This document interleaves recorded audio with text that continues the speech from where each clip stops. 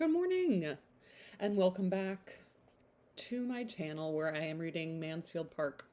Last time we read chapter 9, and I want to do a little thing before I start chapter 10 because chapter 9 felt like there was so much going on. We had two Miss Crawfords and two Miss Bertrams, and I had trouble keeping track of who was who, and Julia was, and because Jane Austen says Miss Crawford a lot and not their first names, but there's two of them, so I have to like go back and be like, which one should which? And in the moment, it's hard to constantly go back and be like, okay, is this Julia or is this Mary or is this Mariah or is this, it's tough for me personally. I guess there are not two Miss Crawfords. It's just Mary Crawford. Anyway, I went on lit charts and just sort of got a summary of that chapter and also just a little bit more in depth. Like in the beginning, they were discussing which carriages to ride, and that is showing their wealth. Their wealth is coming out. Like, ooh, which carriage should we pick? And Mr. Rushworth chose the chaise, and nobody was excited about that. And so it shows he's a little out of touch with their idea of wealth. And then there's an idea of like Fanny seems to be appreciative of the luxury because she's never seen any of that when she goes through the house, Mr. Rushworth's house, and Mary is just kind of like not impressed. So the whole time we're thinking of Edmund and Mary or Edmund and Fanny and who's better for him, and Mr. Rushworth and and Mariah are kind of trying to be a couple, and Julia and Henry are kind of trying to be a couple. So we have all that going on in the background. And then we get into this chapel, and Fanny seems to appreciate services, and Mary the whole time is talking crap about church and how families used to have formal services, but they would often like stay in bed but force their servants to go, and forcing people seems less authentic than just like doing it on your own. And think, generations improve rituals, huh? And Mary's teasing Edmund and degrading religion and talking about how like there's probably just some unattractive chaplain and you have to like you're just sitting there thinking about boys the whole time. And she can't be serious about anything. And then Henry kind of flirts with Mariah, even though Mariah and Mr. Rushworth are on the altar, and Julia's like, ooh, we need to like get somebody, or Mary's like, we need to get somebody here right away to get them married. And then Mary finds out that Edmund's going to be a chaplain or a clergyman, and she's like, really? I've just been talking crap about the church this whole time. And then there's a debate upon like church in London and morality and righteousness in the city of London versus in the countryside.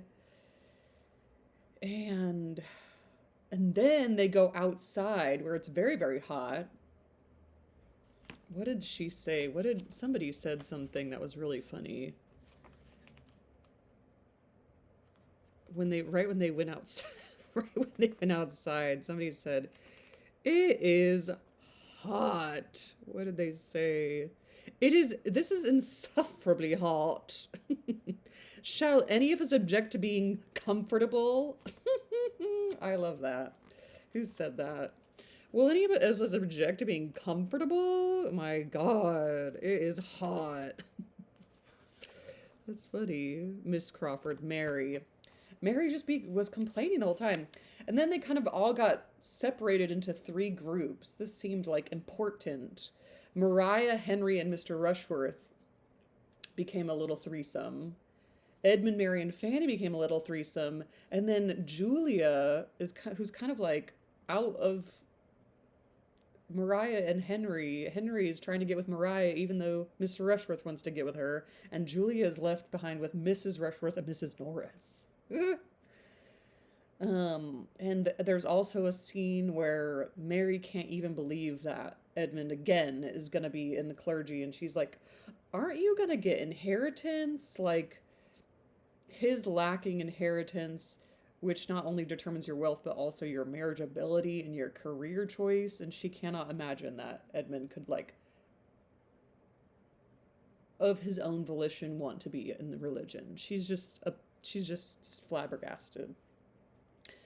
And then then Fanny like has to sit down, and Edmund and Mary start flirting with each other, and Mary's like, resting exhausts me. Resting tires me out. Let's keep moving. And Fanny can't keep moving, so Edmund goes with her, and then they're like bantering near a ha, which I learned last time means a little tiny fence by a, that's, you don't see it until you're right up against it, so you go ha, and that's why they call it a ha. And they're discussing how long they've walked, and they're flirting in front of Fanny, and she gets exhausted by it. So I just needed to like research that chapter a little bit, because it was a long chapter and it felt like a lot happened. So I hope that was helpful, just a recap and some of Austen's intentions behind, her aligning the city with kind of the lack of morality, and that's where the Crawfords come from. And Henry Crawford is in fact trying to steal Maria away from Mr. Rushworth, and Mary is like, oh, clergyman, I thought you were going to inherit money because you're the second born. So we'll see how that all plays out, but I wrote down like a whole page. I'm doing a class report on chapter 9 of Mansfield Park. I do feel like I'm putting myself back into school. I have like my vocab words, I have my like plagiarized from lit chart analysis of the chapter, because doing it by myself sounded tedious, so I just did it with the interwebs. So now I can finally move on to chapter 10 after that analysis, and we've just left Fanny watching Edmund and Mary walk around the corner together, listening to till all the sounds of them had ceased. So she's there, sitting on a bench in the chill cold of the wilderness, listening to her man walk off with Miss Crawford. A quarter of an hour, 20 minutes passed away, and Fanny was still thinking of Edmund, Miss Crawford, and herself, without interruption from any one. She began to be surprised at being left so long, and to listen with an anxious desire of hearing their steps and their voices again. Edmund does get distracted and doesn't seem to care as much about Fanny when Mary's around. She listened, and at length she heard voices and feet approaching, but she had just satisfied herself that it was not those she wanted when Miss Bertram, Mr. Rushworth, and Mr. Crawford. So this is Maria. Yes, this is Maria. And Mr. Crawford issued from the same path which she had trod herself, and were before her. There they are before me. Miss Price all alone, and my dear Fanny, how come this is? What? How comes this? My dear Fanny, how comes this? Were the first salutations. She told her story. Poor dear Fanny, cried her cousin, how ill you have been used by them. You had better have stayed with us. Then, seating herself with a gentleman on each side, she resumed the conversation which had engaged them before, and discussed the possibility of improvements with much animation. Nothing was fixed on, but Henry Crawford was full of ideas and projects, and generally speaking, whatever he proposed was immediately approved. First by her, then by Mr. Rushworth, whose principal business seemed to be to hear the others, and who scarcely risked an original thought of his own beyond a wish that they had seen his friend Smith's place. Not a guy full of ideas. This seems very akin to when I was reading the lit chart notes, that kind of the what we heard the beginning of Mr. and Mrs. Bennet's relationship was like, he just like Mrs. Bennet for her looks, and Mr. Rushworth seems to just like Maria for her looks and doesn't really have an original thought of his own. She's just really pretty.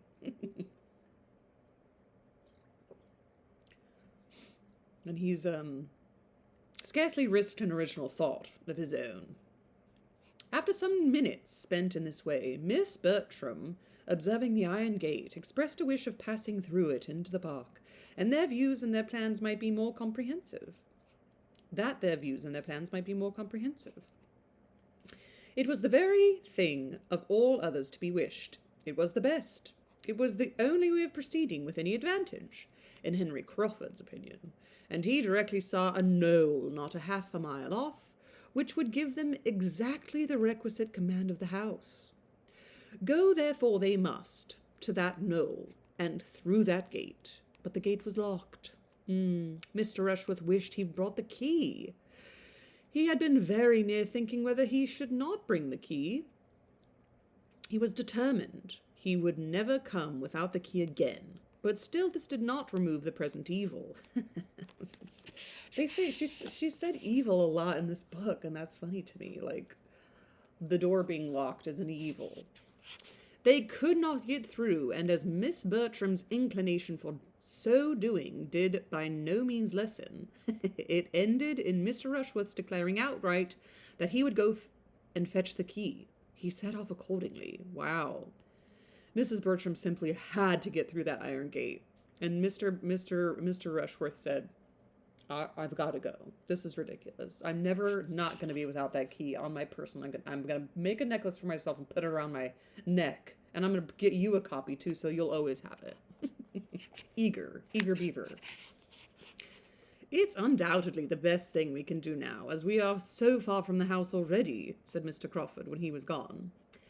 Yes, there is nothing else to be done, but now sincerely do not you find the place altogether worse than you expected?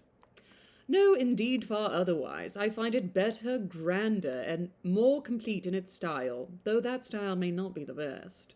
And to tell you the truth, speaking rather low, I do not think that I shall ever see Southerton again with so much pleasure as I do now. Another summer will hardly improve it to me. Yeah, he's flirting with Maria. Henry is flirting with Maria. I'm seeing it clearly. After a moment's embarrassment, the lady replied, You are too much a man of the world, not to see with the eyes of the world.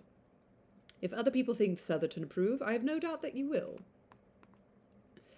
I'm afraid I am not quite so much the man of the world as might be good for me in some points. My feelings are not quite so evanescent, nor my memory of the past under such easy dominion as one finds to be the case with men of the world. I know a band called Evanescence, but I never actually thought that it was a real word or that it would be in a Jane Austen novel, and now I have to look it up because I never bothered to. Evanescent.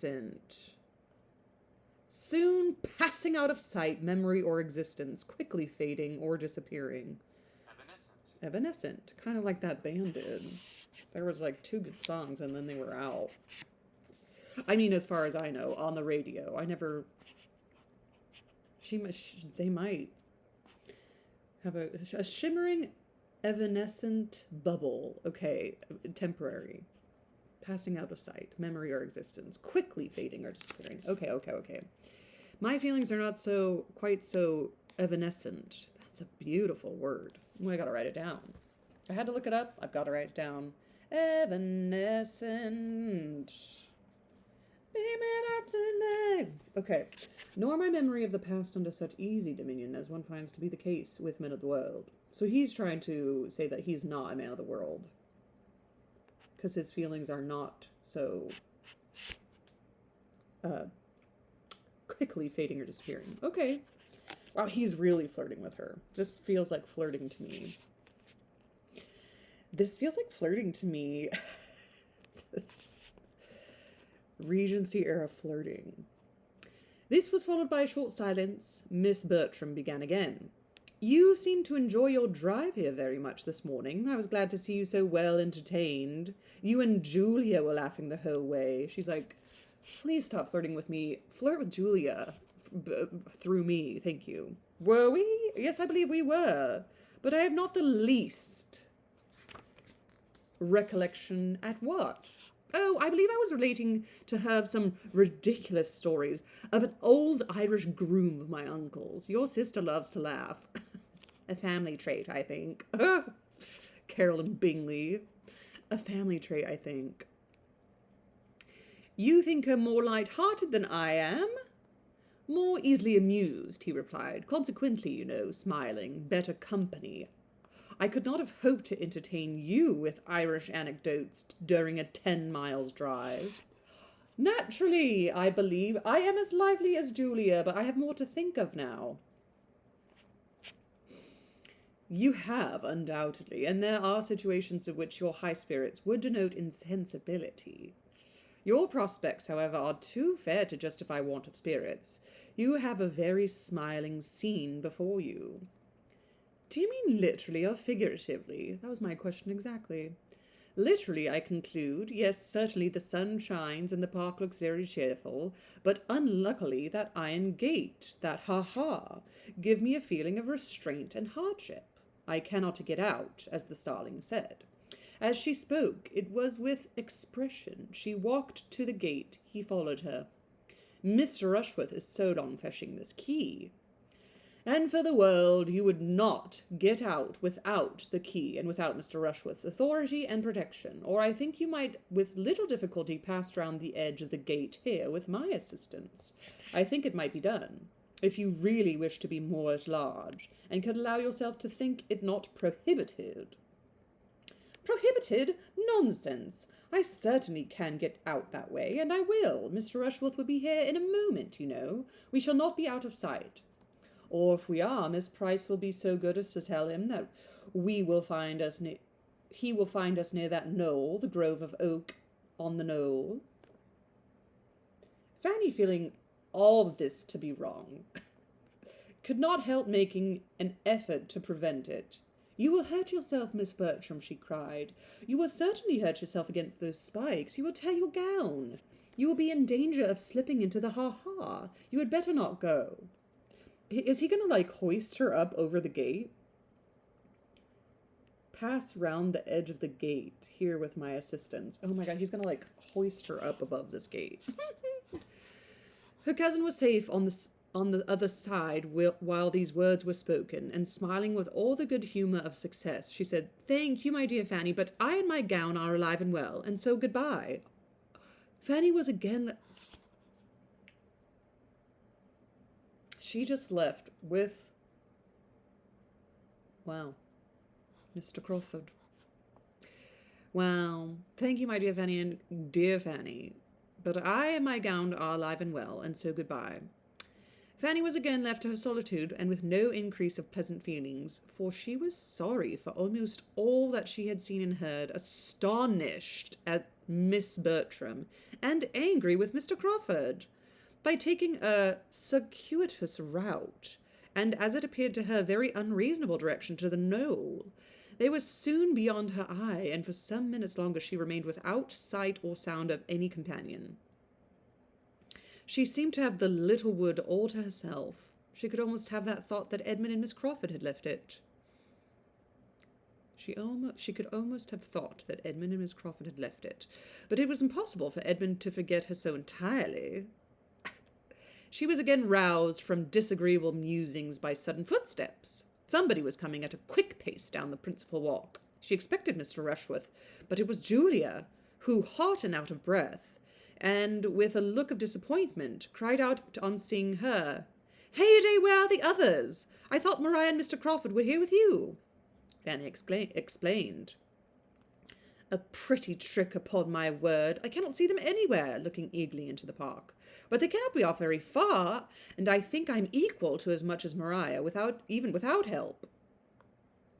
But Julia and Mr. Rushworth be here in a moment with the key. Do wait for Mr. Rushworth. Not indeed. Not I, indeed.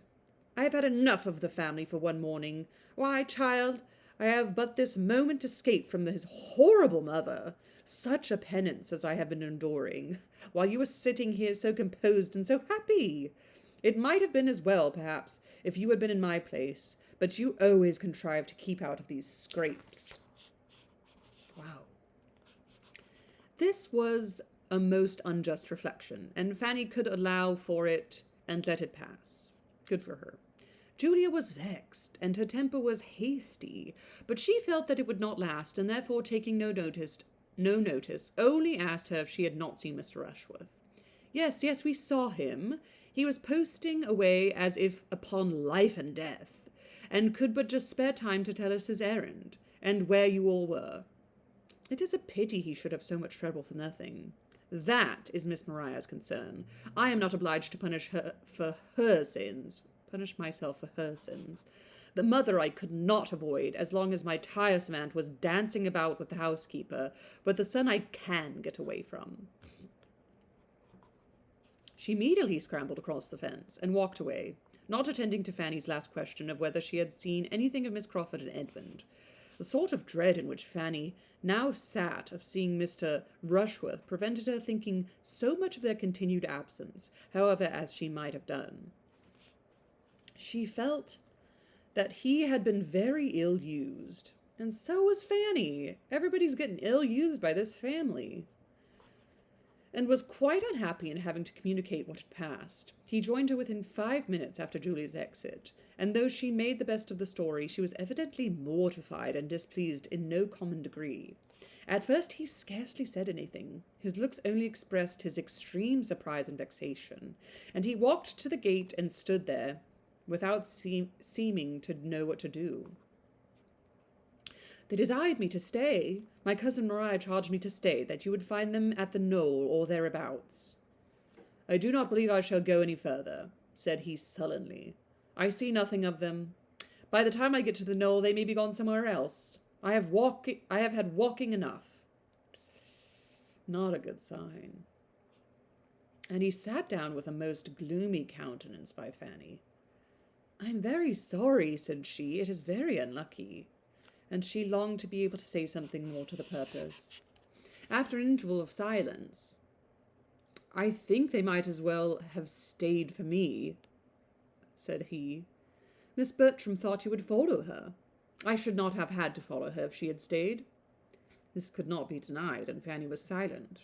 After another pause, he went on. Pray, Miss Price, are you such a great admirer of this Mr. Crawford as some people are? For my part, I can see nothing in him.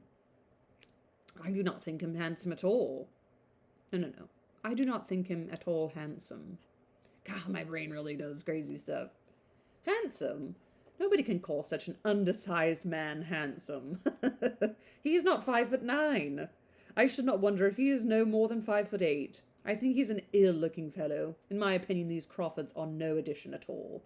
We did very well without them. A small sigh escaped Fanny here, and she did not know how to contradict him. If I had made any difficulty about fetching the key, there might have been some excuse, but I went the very moment she said she wanted it. Nothing could be more obliging than your manner, I am sure, and I dare say you walked as fast as you could, but still it is some distance, you know, from this spot to the house, quite into the house, and when people are waiting, they are bad judges of time, and even half-minute seems like 5. Every half-minute seems like 5. Theory of relativity much, ma'am? Jane Austen pulling out theory of relativity in this book, in this novel from the literal 1800s? She said, when people are waiting, 1 minute can feel like 5. Oh my God, little baby Einstein. He got up and walked to the gate again and wished he had had the key about him at the time. Fanny thought she discerned in his standing there an indication of relenting, which encouraged her to another attempt, as she said, therefore, It is a pity you should not join them. They expected to have a better view of the house from that part of the park, and will be thinking how it may be improved, and nothing of that sort, you know, can be settled without you. She's so sweet. She's just a little angel, bless her heart. She found herself most successful in sending away than in retaining a companion. Okay. Mr. Rushworth was worked on. Well, said he, if you really think it better... No. If you really think I had better go, it would be foolish to bring the key for nothing. And letting himself out, he walked off without farther ceremony.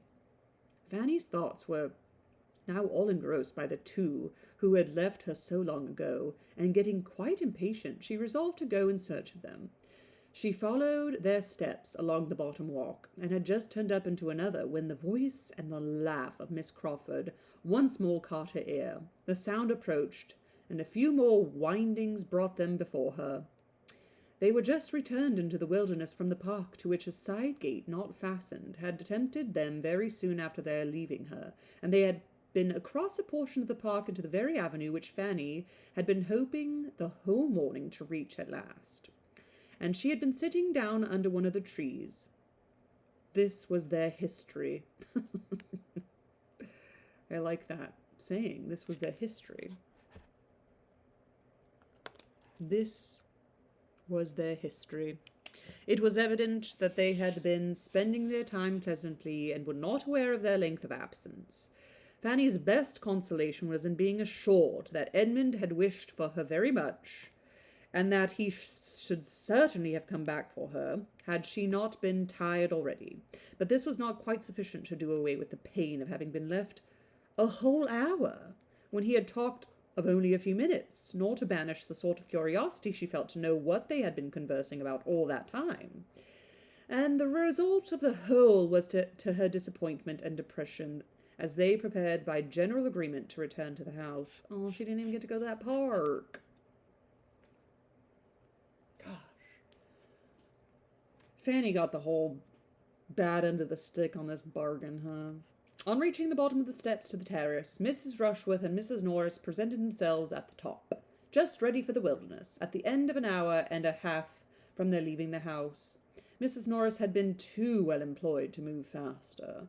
Whatever cross accidents had occurred to intercept the pleasures of her nieces, she had found a morning of complete enjoyment, for the housekeeper, after great many courtesies on the subject of pheasants, and taken her to the dairy, told her all about their cows, and given her the receipt for a famous cream cheese.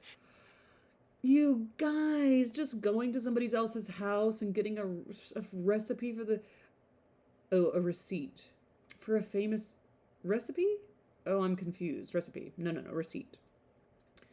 This is great. We need to go back to this time. Do you think this is all pretty real and accurate to, like, what life was like?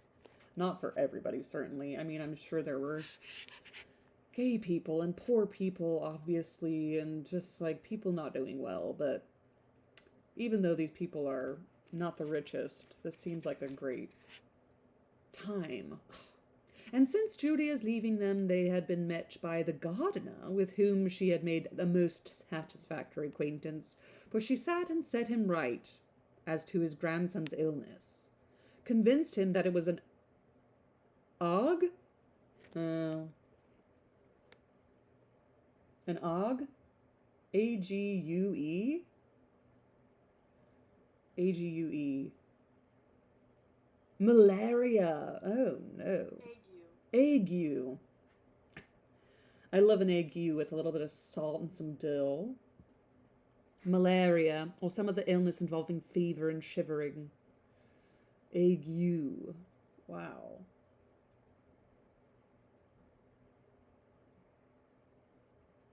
Huh. Convinced him that it was an ague and promised him a charm for it. A charm?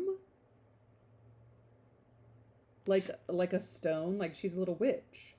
Charm for ague. What does it mean? Currently reading Mansfield Park.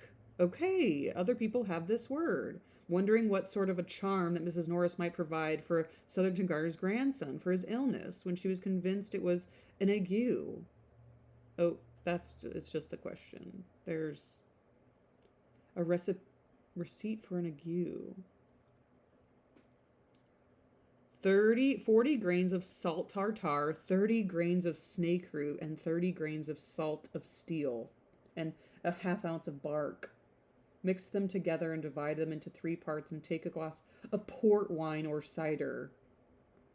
In 1 hour after the fit is off, and the others in 12 hours after each other. Wow.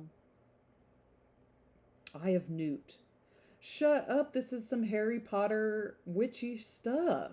Snake root, sulfur, and tartar. What? I feel like I just got, like, on witch TikTok or something. I feel like this is crazy. We're coming back to you. She's making a charm for his ague. And he in return had shown her all his choicest nursery of plants, and actually presented her with a very curious specimen of heath. Oh, heath. I actually didn't know that was a plant. An area, heath can refer to several things. A shrub. Ooh, that's pretty. Oh, that's heather. Heath and heather. Oh, the male and female version of the same plant. Heath. On this rencontre, they all returned to the house together, there to lounge away the time as they could with sofas and chit-chat and quarterly reviews, till the return of the others and the arrival of dinner.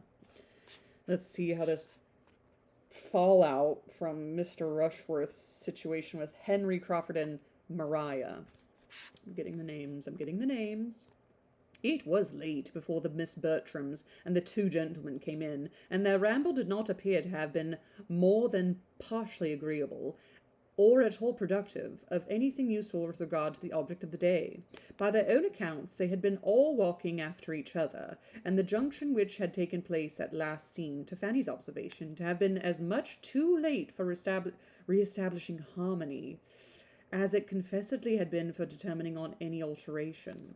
She felt, as she looked at Julia and Mr. Rushworth, that hers was not the only dissatisfied bosom amongst them. There was a gloom on the face of each.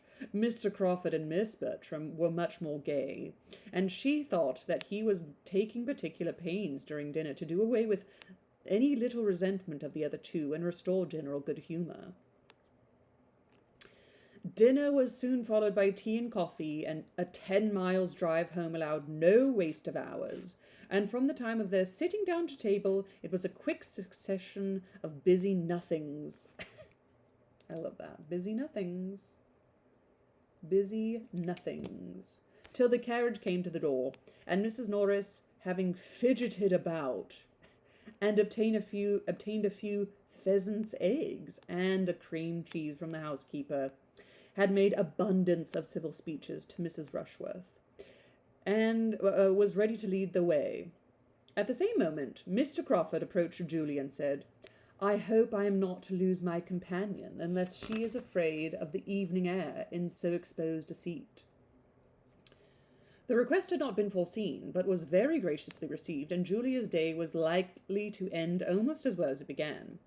Miss Bertram had made up her mind to something different, and was a little disappointed, but her conviction of being really the one preferred comforted her under it, and enabled her to receive Mr. Rushworth's parting attentions as she ought.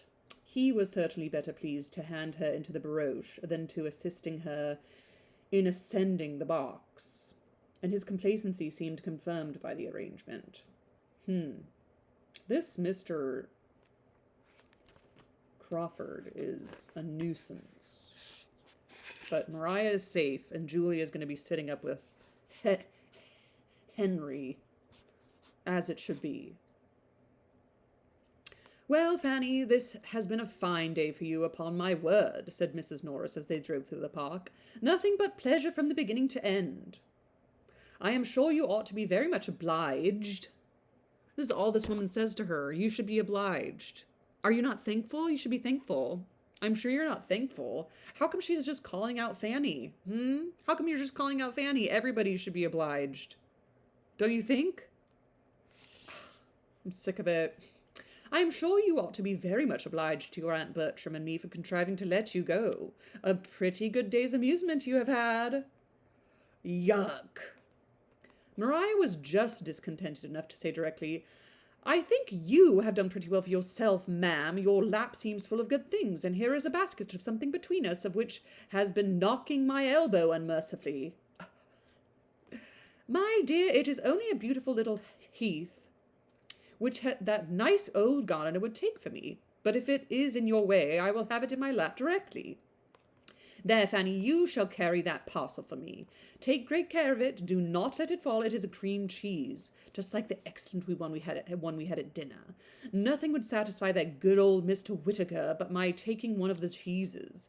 I stood out as long as I could, till the tears almost came into her eyes, and I knew it was just the sort that my sister would be delighted with. That Mrs. Whittaker's a treasure.